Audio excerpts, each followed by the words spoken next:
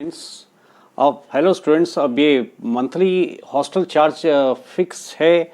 आपको पता है जब लोग हॉस्टल में जाते हैं तो वहाँ रहने का रेंट अलग जाता है, वहाँ पर खाने का चार्ज अलग जाता है। जैसे आपकी इच्छा है भैया आज हॉस्टल में ना खा के मार्केट में खाना है तो आप उस दिन हॉस्टल में नहीं खाएंगे। ऐसी ही एक लड़की है स्वाति, वो हॉस्टल में जाती है और उसमें 20 डेज तक ही वो खाना खाती है और 10 दिन वो मार्केट वगैरह में कहीं खाती होगी और उसको 3000 रुपीज़ टोटल मंथली चार्ज देना पड़ा।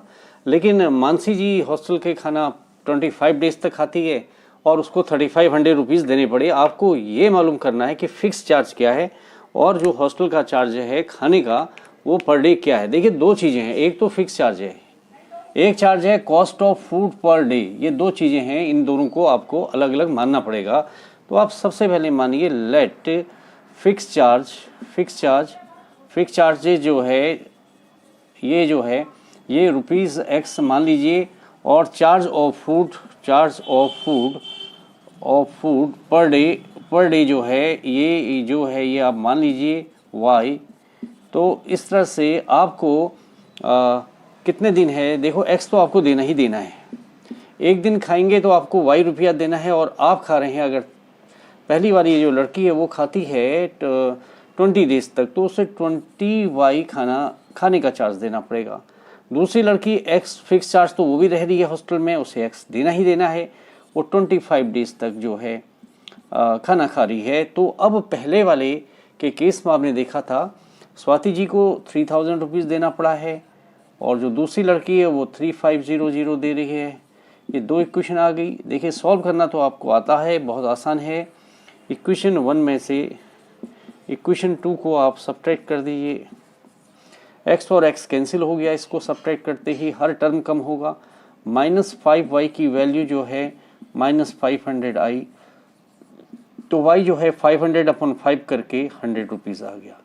और x में ये वैल्यू रखेंगे x प्लस 20y, y कितना है 100, ये वैल्यू आपकी 3000 रुपीज़ की है। तो x की वैल्यू 3000 में से आपने कम किया 20 × 100 2000 रुपीज़, x की वैल्यू आपके पास आ गई 1000। तो आपने दोनों ही आंसर निकाल दिए। फिक्स चार्ज की वैल्यू आप निकाल चुके हैं, x की वैल्यू 100 है और मंथली चार्जेस जो है वो रुपीज़ 1000 है। अलग से लिख लीजिए मंथली फिक्स चार्जेस ये रुपीज़ 1000 रुपीज़ आपको रहने का रेंट हॉस्टल का देना है। और जो दूसरी चीज़ है वो क्या है, charge of food per day का। एक दिन में आप खाना खाएंगे तो 100 रुपीज़ आपको देना पड़ रहा है, ये रुपीज़ 100 है। इस तरह से दोनों ही वैल्यू आपने बड़े प्यार से निकाल ली। क्वेश्चन को एक बार और देखें। हॉस्टल में रहने वाली पहली लड़की स्वाति 3000 रुपया दे रही है, उसमें x रुपया तो फिक्स चार्ज लगेगा जो उसको रहने का हॉस्टल चार्ज कर रहा है। एक दिन खाने का y रुपया है तो 20 डेज खाने का कुछ पैसा होगा, दोनों मिला के 3000 है। और दूसरी मानसी जी के लिए x रुपया फिक्स चार्ज तो देना ही देना है उनको, और वो 25 डेज में खाएंगी तो उनका खर्चा थोड़ा सा इनसे ज़्यादा आ रहा है। अब इन दोनों को सब्ट्रैक्ट करके y की वैल्यू आपने निकाल ली। y की वैल्यू को किसी एक इक्वेशन में रखने पे आप लिख दें, अच्छा रहेगा, पुटिंग वैल्यू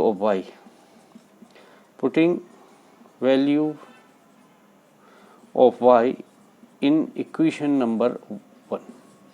इसमें रखने से x की वैल्यू आपकी आ गई। दो आंसर आपके आ गए। फिक्स चार्ज जो है इसकी वैल्यू आपको 1000 रुपीज़ आई है और 100 रुपीज़ जो है ये मंथली ये फूड का पर डे चार्ज है। इसी तरह के इंटरेस्टिंग बोर्ड में इम्पोर्टेंट क्वेश्चंस जो कई बार आए हुए हैं, इनको देखने के लिए इन खास क्वेश्चनों की सीरीज के लिए आप लगातार देखते रहिए माया मोहन क्लासेस। सब्सक्राइब करें, लाइक करें। सब्सक्राइब करने से क्या होता है, ज़्यादातर लोगों को ये लगातार चीज़ें मिलती रहेगी, लेकिन उसके लिए आपको बेल आइकन दबाना पड़ेगा। शेयर कीजिए, इसको लाइक कीजिए और कमेंट करके अपना प्यार दीजिए।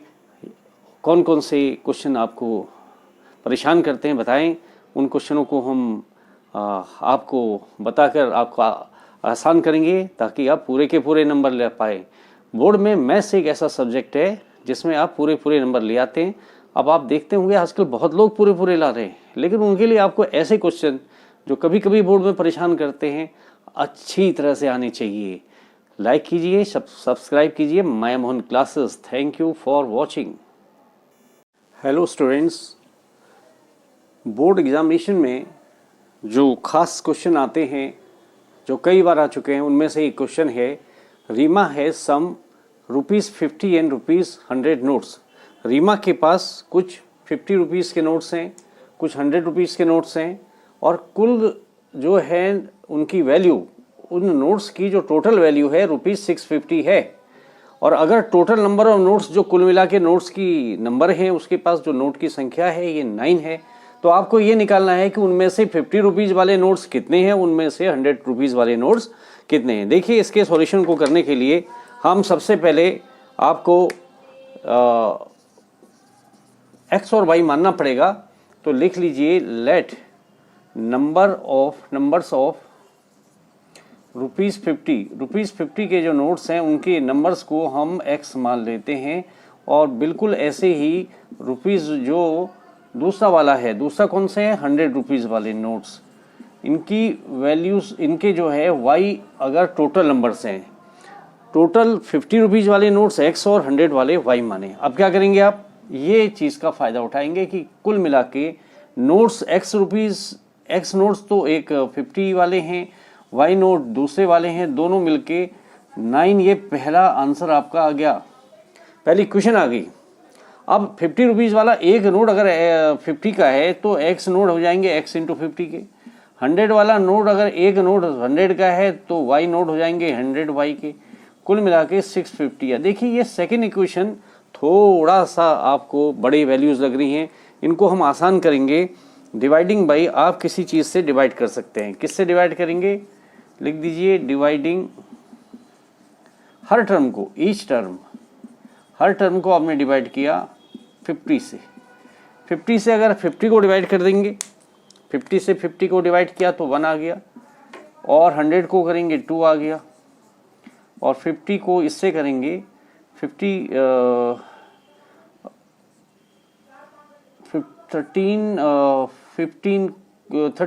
इंटू 50 करके 650 आता है। 13 5 जा 65 होता है, 0 0 कैंसिल। तो ये आपकी सेकंड वैल्यू आ गई। पहली वाली इक्वेशन आपको यहाँ पर इंतजार कर रही है, 1x या x लिखना एक ही बात है, और एक इक्वेशन आपकी पहले से ही यहाँ पर है जिसको यहाँ लिखा है मैंने। देखिए, आसानी से आप क्या करिए, ये इक्वेशनों को इक्वेशन सेकंड से इक्वेशन 1 को कम कर दीजिए। जैसे ही आप कम करेंगे, सब्ट्रैक्ट करने में आपको पता है x और x कट जाएगा, 2y में से y करके y आ जाएगा, 13 में से 9 करके 4 आया, तो y की वैल्यू आप निकाल चुके हैं।